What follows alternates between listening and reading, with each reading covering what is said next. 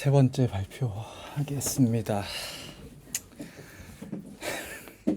저도 세 번째입니다.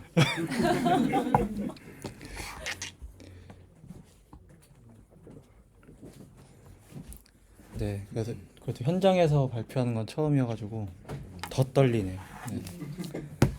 그래서 12장은 이제 모든 웹 개발자가 관심을 가져야 할 핵심 웹 지표입니다.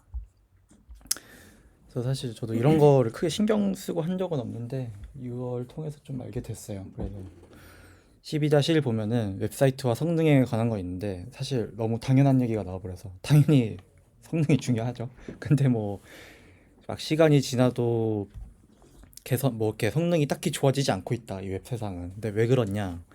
그만큼 우리가 웹사이트에서 그러니까 웹 서비스를 통해서 얻고자 하는 뭔가 컨텐츠나 그런 서비스에 대한 수요도 점점 커지고 있고 그걸 우리가 이제 개발자들이나 이제 우리 서비스를 담당하시는 이제 담당자들이 그 수요를 채워주기 위해서 더 많은 컨텐츠를 넣고 더 많은 이미지를 넣고 더 무겁고 더 인터랙티브를 많게 하고 약간 이런 것들이 많아지니까 자연스럽게 이 브라우저나 이 인터넷의 속도에 비해서 크게 뭔가 속도가 발전되지 않았다 이런 내용입니다. 그래서 이제 이 성능을 그래서 우리가 측정하는 게 되게 중요해요. 그래서 우리가 보통은 이제 구글의 이제 퍼포먼스 탭 같은 거 우리가 많이 쓰죠. 근데 이제 그런 것뿐만 아니라 이제 그런 것만 볼 게 아니고 이렇게 여기서 이제 구글이 핵심 웹 지표 이제 영어로는 코어 웹 바이탈이라고 하는 이런 핵심 웹 지표를 통해서 실제로 수치적으로 이게 정말 우수한지에 대해서 판단하면 좋을 것 같다라고 이제 구글이 이런 걸 만들어 줬어요. 그래서 이제 구글에서 이제 짚어주는 핵심 웹 지표는 다음과 같습니다. 이제 세 가지가 있는데 이제 최대 컨텐츠풀 페인트가 있고 이거 영어로 이제 라지스트 컨텐츠풀 페인트 그리고 최초 입력 지연 이제 퍼스트 인풋 딜레이가 있고 누적 레이아웃 이동 뭐 큐뮬레이티브 레이아웃 시프트가 있습니다. 그래서 네, 이거 보시면 될 것 같고 그 외에도 뭐 최초 바이트까지의 시간 그래서 타임 투 퍼스트 바이트라는 게 있고 최초 컨텐츠 풀 시간 그래서 퍼스트 컨텐츠 풀 페인트라는 게 있습니다. 근데 보면은 이 최대 컨텐츠 풀 페인트랑 최초 컨텐츠 풀 시간은 좀 비슷해 보이는 것 같아요. 그래서 아마 여기서도 대안으로 이제 개선 방안으로 제시하는 내용들이 상당히 비슷하다는 점을 우리가 알 수 있고요. 그럼 최대 콘텐츠 풀 페인트란 건 무엇이냐? 그래서 페이지가 처음 로드한 시점부터 뷰포트 내부에서 가장 큰 이미지 또는 텍스트를 렌더링하는데 걸리는 시간을 의미합니다. 그래서 뷰포트를 하면 그냥 말이 뭐 뷰포트라는 좀 이제 고급진 단어가 있는데 그냥 우리가 화면을 띄웠을 때 눈앞에 보이는 게 뷰포트라고 생각하시면 돼요. 그래서 그러니까 뷰포트는 사용자에게 현재 노출되는 화면을 의미합니다. 그래서 사용자에게 노출되는 영역은 이제 기기에 의존하므로 뷰포트 크기는 이제 거기마다 다 다른 거죠. 기기마다. 그래서 지금 모바일 기기는 PC에 비해 뷰포트가 작을 것이고 뭐 당연한 얘기죠. 그래서 이 뷰포트 내에서 큰 이미지와 텍스트는 다음과 같이 정의되어 있습니다. 이미지 태그나 SVG 내부의 이미지가 있고 포스터 속성을 이용하는 비디오 그래서 URL을 통해 불러온 배경 이미지가 있는 소스. 그러니까 CSS에서 백그라운드 이미지의 URL 그 이제 함수에서 이제 그 주소를 넘겼을 때 하는 거 말하고 텍스트와 같이 인라인 텍스트 요소를 포함하고 있는 블록 레벨 요소, 뭐 P나 div입니다. 그래서 결론은 최대 콘텐츠 풀 페이지 페인트란 사용자의 기기가 노출하는 뷰포트 내부에서 가장 큰 영역을 차지하는 요소가 렌더링인데 얼마나 걸리는지를 측정하는 지표인 것입니다. 그래서 우리가 이제 보면은 이제 이 부분만 이제 측정을 한다는 거예요. 그래서 좀 제한적인 부분이 없지 않아 있는 것 같아요. 그래서 우리가 근데 보통은 이제 어떤 컨텐츠가 로드된다를 측정할 때 우리가 보통 이제 웹에서 주로 확인하는 지표가 사실 동 콘텐츠 로디드라는 게 있어요. 그래서 저도 이거는 상당히 많이 보기도 하고 실제로 우리가 이게 이 리액트라는 이 프레임워크를 아니 라이브러리를 떠나서 그냥 내가 딱 이걸 띄웠을 때 콘텐츠가 얼마나 빨리 우리 눈에 보여지게 되는가를 측정할 때는 보통 우리가 동 콘텐츠 로디드를 쓰죠. 그래서 이게 무엇이냐? 그래서 HTML 문서를 완전히 불러오고 파싱했을 때 발생하는 이벤트로 페이지의 다큐먼트를 대상으로 일어나며 단 한 번만 호출됩니다. 그래서 진짜 다큐먼트 기준으로 이 컨텐츠를 오디트 되는 걸 확인하는 거예요. 그러니까 리액트나 뭐 특정 라이브러리의 그런 뭐 유즈 이펙트나 이런 타이밍이 아니고. 그래서 스타일 시트나 이미지, 하이프레임 로딩을 기다리지 않는다는 제한이 있어서 사용자 또한 페이지가 로딩됐다고 인식할 것이라는 기대는 무리가 있다. 그래서 이런 좀 한계가 있다는 거죠. 그래서 사용자에게 있어 로딩이란 일반 뷰포트 영역에 보이는 부분을 기준으로 할 것이므로 뷰포트의 메인 콘텐츠가 화면에 완전히 전달되는 속도를 기준으로 한다면 사용자는 페이지가 로딩이 완료됐다고 체감하는 시간과 매우 비슷하게 측정할 수 있을 것입니다. 그래서 따라서 사용자에게 페이지의 정보를 화면에 전달하는 속도를 객관적으로 판단하기 위한 지표로 만들어진 것이 바로 콘텐츠풀 페인트입니다. 그래서 이런 동 콘텐츠 로디드가 지니는 이러한 한계를 보완하기 위해서 LCP라는 것을 제공했다 입니다. 그래서 예제는 뭐 일일이 다 따라가면서 설명하기엔 조금 애매한 부분이 있어서 예제에 나와 있는 코멘트를 좀 말씀드리면은 최대 콘텐츠풀 페인트는 이제 페이지 로딩에 따라 변하는 지표입니다. 그래서 사용자가 이용하는 디바이스 크기에 따라 그리고 그것이 이미지와 같이 비교적 크기가 큰 리소스라면 실제 로딩에 필요한 시간에 따라 최대 콘텐츠 지표의 값이 달라질 수 있습니다. 그러니까 리소스가 중요하다는 거죠. 그러니까 이미지든 뭐든 이 크기가 결국엔 이 지표를 가장 큰 영향을 미칠 것이다. 그래서 뭐 LCP란 게 있고 이게 저기라서 안 보이네. 여기에 있는데 다크라서 안 보이네. 역시 프론트엔드는 많은 걸 고민해야 돼요. 0.25 여기가 0.1이고 여기가 0.25입니다. 그래서 0.25 이내에 밀리세컨드 이해, 그러니까 0.25에 들어가면은 뭐 좋은 거다. 뭐 약간 이런 겁니다.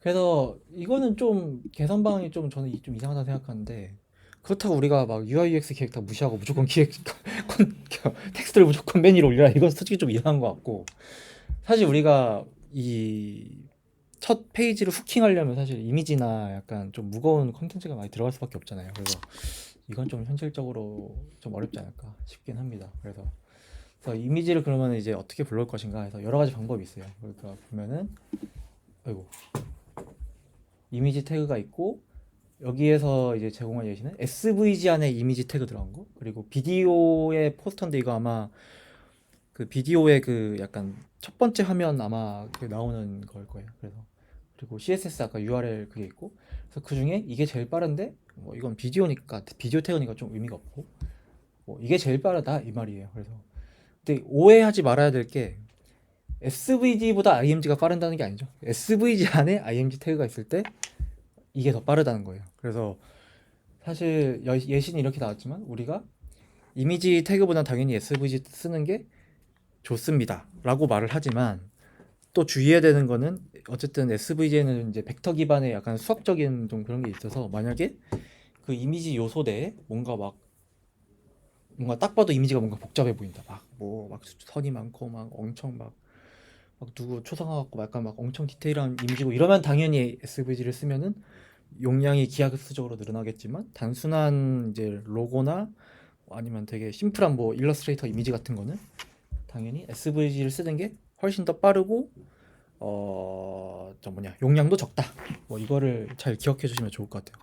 하지만 이제 우리가 이 LCP에서 나오는 이 경우에서는 IMG가 제일 빠르다라는 거를 아시면 좋을 것 같습니다. 참고로 막 어떤 예를 들어서 이제 과제 같은 걸로 뭐 시계 같은 거 만들어 주세요. 뭐 약간 그런 거 할 때 있는데 그런 거를 찌는 SVG로 다 그려오신 분이 있어요. 약간 그런 거 과제로 내면 SVG로 그거를 막 그 초랑 분 이런 거 다 만들어 가지고 하시는 분이 있는데 사실 그런 사람이 좀 튀긴 하죠. 약간. 네.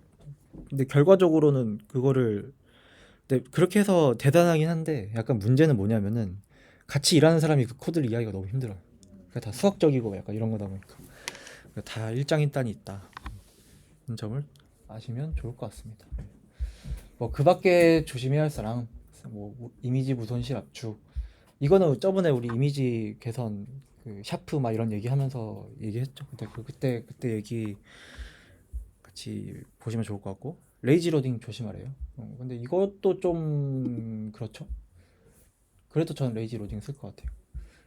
그래서 페이딩 같은 각종 애니메이션. 저는 이거는 좀 의미 있다 생각하는 게 완전 막 B2C 막 그래서 막 타겟이 막 20대고 막 이 내용도 완전 컨텐츠 기반의 뭐 비즈니스 이러면은 뭐 페이드 인 페이드 아웃 이런 거 중요할지도 모르겠는데 예를 들어서 저희 회사 같은 데서 뭐 대시보드 같은 걸 하는데 대시보드 같은 데서 막 쓸데없이 페이드 인 페이드 아웃 들어가면 진짜 좀 의미 없다 생각하는 거예요. 어떻게 정확하게 잘 나오고 이게 컨텐츠가 눈에 가시성이 좋게 들어온 게 중요하지 이게 막 이미지가 막 애니메이션이 들어오고 이런 거는 중요하지 않은 것 같아요. 그래서 만약에 이런 거는 걷어낼 수 있으면 무조건 걷어내는 게 좋은 것 같아요. FE에서 특히 성능 관리하고 이런 관점에서는 페이드 인 페이드 아웃 같은 거는 반드시 빼는 게 좋은 것 같다. 이거는 전 설득력 있는 내용이라고 생각합니다. 그래서 클라이언트에서 빌드하지 말 것. 우리가 좀 말을 좀 어렵게 표현했는데 결론은 유저 이펙트에서 막 이것저것 막 레이아웃 뒤흔들 만한 로직을 넣지 말아요. 그래서 여기 아까 예제에는 막 API까지 콜해서 막 그거에 따라서 플래그를 만들어 가지고 어떤 돔을 로드하냐 마냐 약간 이런 식으로 예시가 나왔는데 저도 좀 일을 하다 보면 느끼는 거는 우리가 막 그런 자바스크립트 코드를 최적화하는 게 물론 제일 중요하고 뭐 빌드 사이즈 줄이고 이런 것도 제일 중요하긴 하지만 생각보다 레이아웃에 관련된 게 성능에 지대한 영향을 끼치더라. 그래서 내가 렌더링 되고 막 그러니까 이 렌더링 되고 1초 내에 막 레이아웃 바뀌는 로직이 엄청나게 많으면은 실제로 그것도 뭐냐 성능에 꽤 많은 영향을 끼친다. 그래서 제가 늘 되게 중요하다고 생각하는 게 우리가 그뭐 네이버닷컴 들어가서 뭐 어떤 일이 일어나냐 할 때 그 리페인트, 리플로우 이런 얘기 이게 되게 생각보다 중요하다. 거기 중에 리플로우겠죠, 사실. 이게 이 레이아웃 관련된 걸 리플로우 얘기니까 리플로우 얘기가 되게 중요한 것 같아요. 그래서 그 다음에 중요한 거는 최대 콘텐츠 풀 리소스는 직접 호스팅. 그러니까 이제 도메인이 다르면은 느리다 이겁니다. 그래서 뭐 그런 커넥션 맺는 거에 대해서 추가적인 작업이 발생하니까 만약에 회사에서 그런 이제 좀 스태틱한 그런 이미지나 그런 리소스들을 가능하면 직접 리소스 하는 게 좋다. 그래서 도메인이나 이런 도메인 같은 것도 맞춰 놓으면은 이제 네트워크 측면에서 이제 이득이 있을 테니까 그런 거를 관리해 주세요. 뭐 이런 겁니다.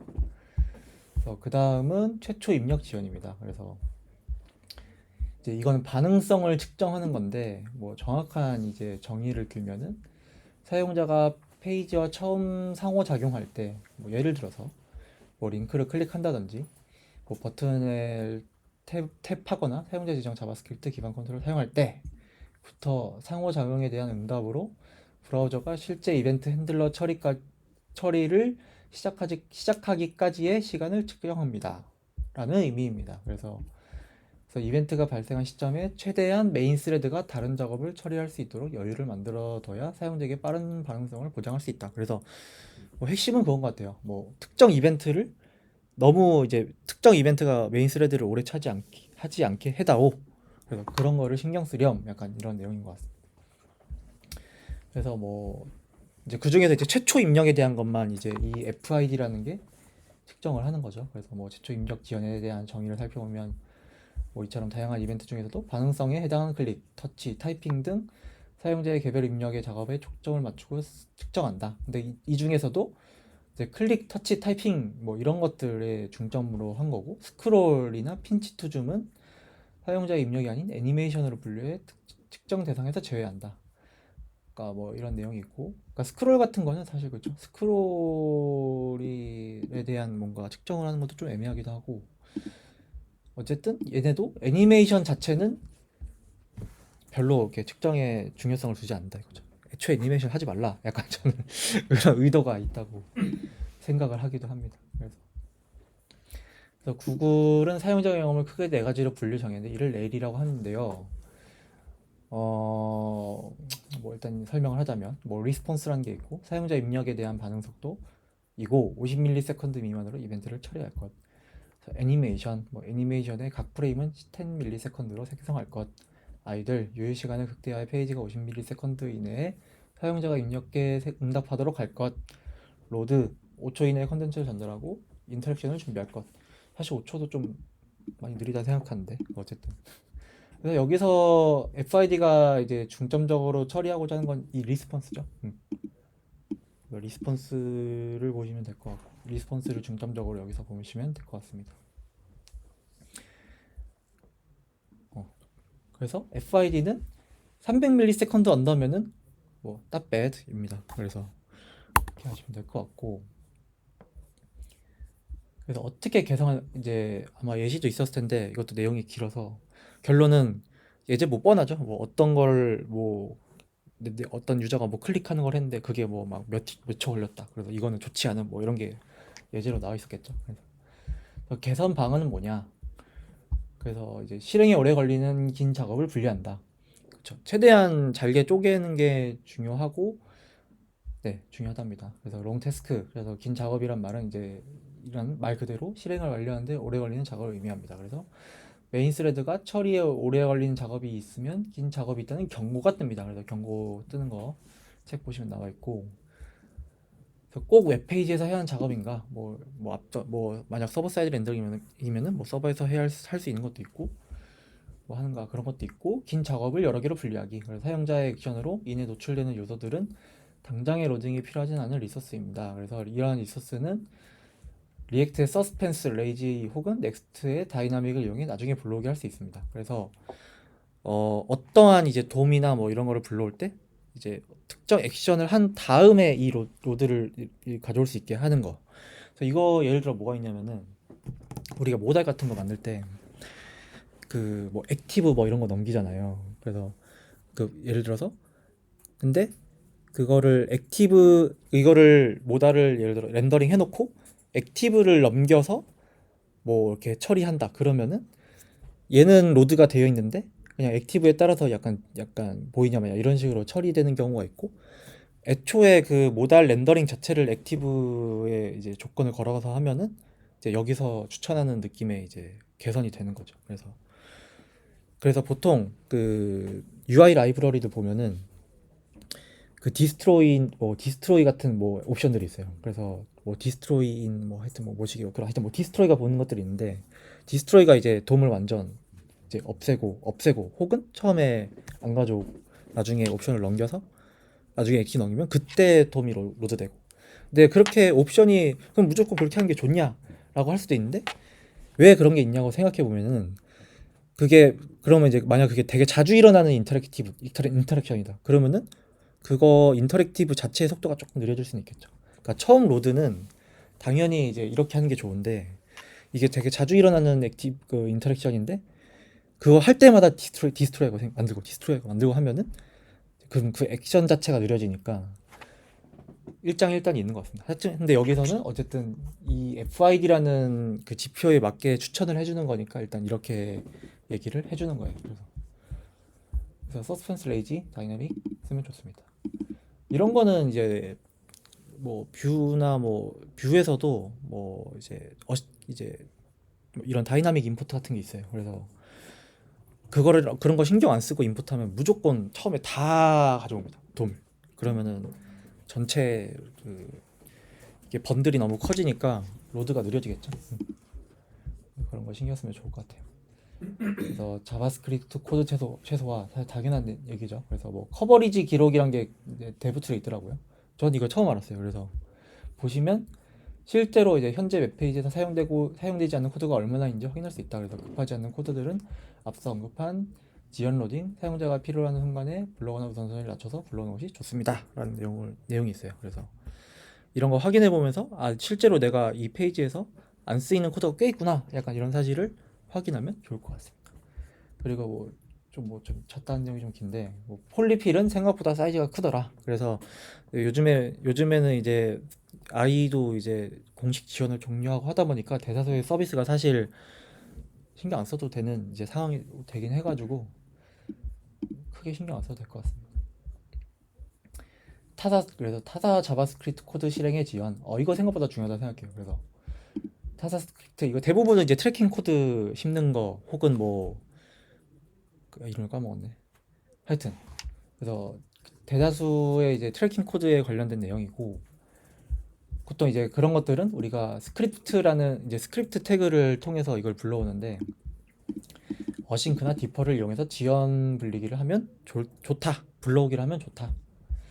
그래서 디퍼는 이제 속성이 있다면 먼저 해당 스크립트를 다른 리소스와 함께 병렬로 다운로드하고 그러니까 두 개 다 핵심은 병렬로 다운로드하는 거예요. 그래서 다운로드하는 중에서도 HTML 파싱 등의 메인 스레드 작업은 멈추지 않는다. 다운로드가 완료됐다 하더라도 이 스크립트의 실행은 페이지가 완전히 로딩된 이후에 맨 마지막에 실행된다. 그리고 어싱크는 똑같이 병렬로 다운로드하고 어싱크 리소스 다운로드가 완료되어 버리면 다른 리소스의 다운로드가 완료되는 것을 기다리지 않고 바로 실행한다. 따라서 어싱크의 리소스 실행 순서는 다운로드가 완료된 순서로 실행된다. 그러니까 이거는 그러니까 디퍼는 다운로드는 병렬로 하는데 실행은 맨 마지막에 하는 느낌이고 어싱크는 그냥 다운로드하면 바로 실행하는 거고. 그래서 이제 이 사람의 추천은 이제 타사 스크립트, 자바스크립트 가능하면은 어싱크를 더 가능하면 디포로 하는 게 좋다. 디포로 지원하는 곳이 좋다. 이런 식으로 얘기하고 있습니다. 그래서 만약에 뭐 광고와 같이 실제 사용자의 뷰포트 위치에 따라 불러와야 하는 컴포넌트라면 인터섹션 옵저버를 이용하는 것이 좋다. 근데 사실 요즘에 그치 인터섹션 옵저버 많이 쓰시죠? 사파리에서는 지원 안 하는 이슈가 좀 있어가지고 그래요? 그래서 저 처음 알았네. 크로스 브라우징 이슈 해결만 해주면 자주 쓰입니다. 왜냐면은 그 인피니티 스크롤 할 때 이거 많이 써가지고 하여튼 그런 내용이 있습니다. 그 누적 레이아웃의 이동이 있습니다. 그래서 페이지의 생명 주기 동안 발생하는 모든 예기치 않은 이동에 대한 지표를 계산하는 것이 바로 누적 레이아웃 이동입니다. 그래서 영어로는 cumulative layout shift이고 힘들어. 그래서 누적 레이아웃 이동은 사용자의 가시적인 콘텐츠에 영향을 미치므로 뷰포트 내부의 요소에 대해서만 측정하고 뷰포트 밖의 요소에 대해서는 측정하지 않습니다. 그래서 최초의 렌더링이 시작된 위치에서 만약에 레이아웃 이동이 발생한다면 누적 레이아웃 이동 점수로 기록하게 됩니다. 이것도 제가 길어서 생략을 했고요. 끝에 나와 있는 내용 보면은 클라이언트에서 미리 도출이 예상되는 부분을 HTML로 자리 잡아주는 것이 누적 레이아웃 지표에 큰 도움이 된다는 점을 알 수 있습니다. 그래서 미리 껍데기를 세팅해 놓으라는 거죠. 그래서 한꺼번에 이제 그거를 이제 돔이랑 이제 컨텐츠를 한꺼번에 쫙 써버리면은 뭐 성능이 안 좋을 것 같다. 뭐 이런 내용입니다. 그래서 사용자는 로딩이 어느 정도 있더라도 콘텐츠가 어떠한 방식으로 렌더링 될지 안정적으로 예측할 수 있으며 뷰포트 내부에서 큰 이동이나 불편을 겪지 않고도 원하는 콘텐츠를 볼 수 있습니다. 그러나 홈 화면에 뜨는 배너 광고와 같이 동적으로 결정되는 요소는 서버에서 미리 결정해서 내려오지 않는다면 누적 레이아웃 이동을 야기합니다. 물론 이러한 영역까지 서버에서 미리 계산해서 렌더링하는 것도 방법이 될 수 있지만 이는 서버에서 추가적인 부담이 될 수 있기에 조심스럽게 고민해봐야 합니다. 그러니까 결론은 가능하면 서버에서 미리 그러니까 서버 사이드 렌더링을 통해서 서버에서 미리 계산해서 오는 게 가장 베스트고 가능하면은 그 뭐 유지 이펙트 같은 데서 막 추가적으로 이제 레이아웃 변경을 일으키는 건 삼가하시오라는 내용입니다. 이것도 가려졌는데 3초 이내에 하는 게 좋답니다. 3초 이내가 90입니다. 그래서 개선 방안은 아까 이제 여기서 앞서 언급된 대로 삽입이 예상되는 요소를 위한 추가적인 공간을 확보한다. 그래서 뭐 여러 가지 있는데 첫 번째로 유지 이펙트 대신에 만약에 유지 이펙트에서 꼭 그런 변경을 일으키는 요소가 있다고 하다면 유즈 레이아웃 이펙트를 사용하는 것도 이제 나름의 뭐 살짝 개선을 할 수 있는 요소가 되긴 하는데 이 역시 동기적으로 발생해서 브라우저 페인팅 작업에 영향을 미치기 때문에 사용자에게 로딩이 오래 걸리는 것과 같이 보일 수 있다고 합니다. 그래서 이제 이는 누적 레이아웃의 이동을 막으려다 다른 모든 작업에 악영향을 끼칠 수 있으므로 신중하게 선택해야 합니다. 그러니까 동기적인 게 문제인 거죠. 동기적인 게. 뭔가 병렬적으로 일어나는 게 아니고. 그래서 이런 거 조심해야 되고 아니면 스켈레톤 UI 사례처럼 미리 무언가가 동적으로 뜰 것으로 예상되는 공간을 미리 확보해 두는 것도 좋은 방법입니다. 그래서 레이아웃 이동을 막으려면 클라이언트 시점에 정해지는 콘텐츠를 안정적으로 보여줄 수 있으므로 대부분의 경우에 추천할 만한 방법입니다. 그러나 역시도 해당 영역이 뜨지 않는 케이스가 있다면 누적 레이아웃 이동을 피하기 어렵습니다. 그러니까 저도 그러니까 보통 스켈레톤 UI를 쓰는 사례가 되게 많은 것 같아요. 이거는 사실 우리가 이런 퍼포먼스적인 측면뿐만 아니라 우리가 그냥 UI UX 디자이너도 이런 거 되게 좋아하시는 것 같아요. 저도 이런 게 좋다고 생각하고. 그러니까 로딩이 그냥 뭐 스피너나 도는 것보다는 이게 훨씬 더 좋은 UI UX라는 거는 이제 모두가 아는 것 같아요. 그래서 근데 중요한 거는 예를 들어서 로딩 뭐 플래그가 있는데 이게 스켈레톤이랑 컨텐츠랑 이제 완전 다른 돔으로 되면 안 된다는 거죠. 사실 그러니까 우리가 보통은 이제 그렇게 할 텐데 최대한 쪼개고 최대한 이제 안으로 들어가서 분기를 최대한 이제 그 컨텐츠의 종착 지점에서 해야 된다는 거죠. 그러니까 이거를 우리가 실천을 하려면 저도 이거는 가서 좀 봐야겠네요. 저도 UI를 그냥 로딩, 뭐 스켈레톤, 컨텐츠 이런 식으로 했었는데 생각보다 이런 거 생각하면은 최대한 안쪽에서 컨텐츠까지 들어가서 스켈레톤을 만들어야겠다. 근데 사실 그렇게 하면은 이제 스켈레톤 플래그를 되게 많이 만들긴 해야 될 것 같아요. 왜냐면 우리가 컴포넌트란 건 잘게 쪼개져 있을 확률이 높으니까.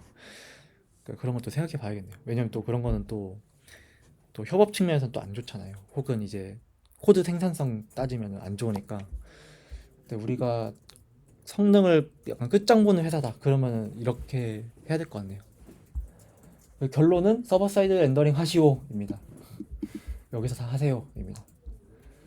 그래서 폰트 로딩 최적화 이거는 생각보다 되게 많이 맞닥뜨리는 이슈 아닌가요? 그죠? 저도 그래서 파우트라는 게 있다. 플래시 아웃 오브 언스타일드 텍스트가 있고 HTML 문서에서 지정한 폰트가 보이지 않고 대체 기본 폰트로 보이고 있다가 뒤늦게 폰트가 적용되는 현상.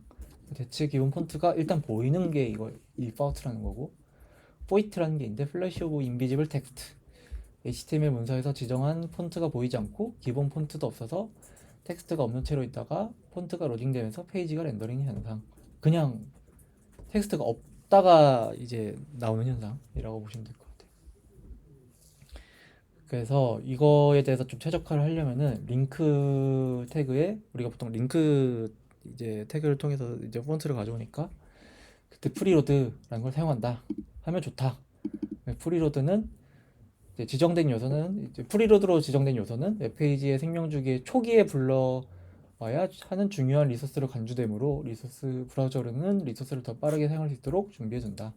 그냥 우선순위를 앞으로 당긴다는 거예요. 그래서 근데 그만큼 폰트가 뭐 무겁거나 뭐 폰트가 중요한 회사는 이렇게 하면 될 것 같죠. 그래서 폰트 패밀리의 옵셔널 부분이 있는데 오토가 있고 브라우저가 폰트를 불러오는 방법을 결정한다.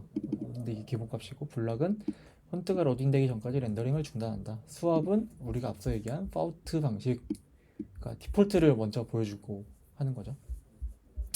그래서 폴백이랑 옵셔널이라는 게 있는데 폴백은 이 옵션을 사용하면 100ms간 텍스트가 보이지 않고 그 이후에 폴백 폰트로 렌더링합니다. 그래서 그리고 3초 안에 폰트가 로딩된다면 해당 웹 폰트로 전환하고 그렇지 않으면 폴백 폰트로 계속 사용한다는 겁니다.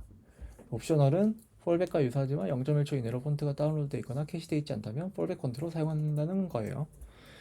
그래서 보통 이런 것도 막 그냥 구글 웹 폰트 쓰면은 리소스가 느리게 가져올 수밖에 없어요. 어쨌든 남의 서비스니까. 그래서 이런 것도 리소스를 다 가져서 우리 내부 호스팅을 사용한다든지 혹은 그냥 우리 그 레포지토리 그 번들에 그냥 넣어버리던지 그렇게 하는 방법이 있을 것 같습니다.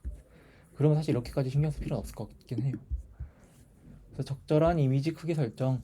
결론은 이미지 하이트를 직접 지정하세요입니다. 하는 게 가장 좋다. 왜냐면은 모든 오토를 쓰면은 이미지가 완전히 다운로드 되기 전까지는 알 수 없기 때문에 이미지의 높이를 최대한 높게 잡아놨다가 이미지가 완전히 로딩 완료된 이후에 기기에 넣을 만큼 높이를 계산해서 쓴다는 거예요. 그래서 오토로 쓰면은 계산을 한 번 더 한다는 얘기죠. 그래서 그거를 기억해 두면 좋을 것 같고, 하지만 이제 프로 프론트엔드 개발자들은 이걸 쓰죠. src set을 써서 우리가 가지는 이제 뷰포트에 따라서 알맞은 이제 사이즈의 이미지를 제공하는 것이 중요합니다. 이제 뭐그 미디어 쿼리 써가지고 이제 위스 하이트도 직접적으로 이제 적용할 수도 있겠고요. 그래서 그 다음에 뭐 나머지 것들인데, 뭐 최초 바이트까지 시간, time to first byte, 브라우저가 웹페이지의 첫 번째 바이트를 수신하는 데 걸리는 시간, 즉 페이지를 요청했어요. 요청이 언제쯤 완료되는 걸리는 시간을 측정한 것이 아니라 최초의 응답이 오는 바이트까지 얼마나 걸리는지를 측정하는 지표입니다. 그래서 뭐 이 지표는 600ms 이상 걸릴 경우 개선이 필요한 것으로 간주됩니다. 서버 사이드 렌더링 했을 때는 이거를 잘 보시라, 뭐 이런 내용이 있습니다. 이것까지 하면 너무 시간이 오래 걸려서, FCP는 사실 앞에 맨 처음에